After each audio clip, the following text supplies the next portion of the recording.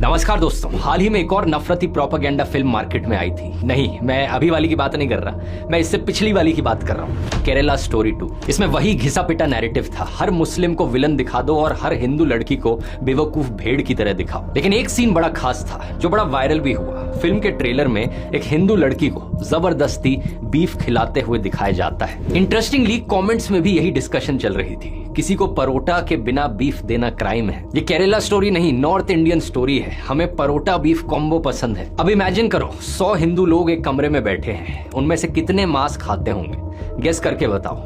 20, 30? Well, प्यू research centre का data कहता है 56। आधे से ज्यादा हिंदू नॉन वेजिटेरियन है और 45% ब्राह्मण भी नॉन वेजिटेरियन है। तो सवाल ये उठता है कि आइडिया कहां से आया कि असली हिंदू सिर्फ शाकाहारी होता है? कुछ हिंदुओं के लिए आखिर बीफ इतना सेंसिटिव इशू कैसे बन गया? इसका जवाब हजारों साल पुराने स्क्रिप्चर्स और हमारे इतिहास में छिपा है। आइए समझते हैं आज के इस वीडियो में।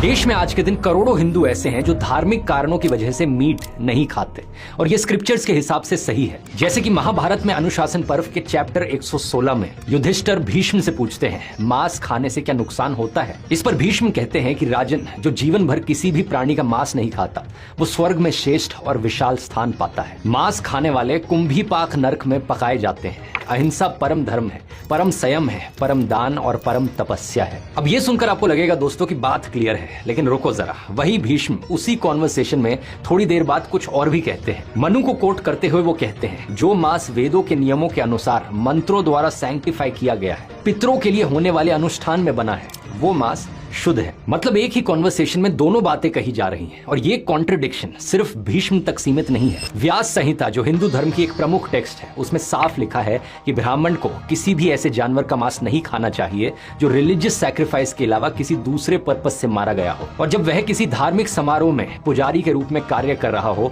तब ब्राह्मण को मांस खाना चाहिए। क्षत्रिय को देवताओं को और अपने पितरों को प्रसन्न करने के बाद मांस खाना चाहिए, और वैश्य अपने पितरों की पूजा करने के बाद खरीदा हुआ मांस खा सकते हैं।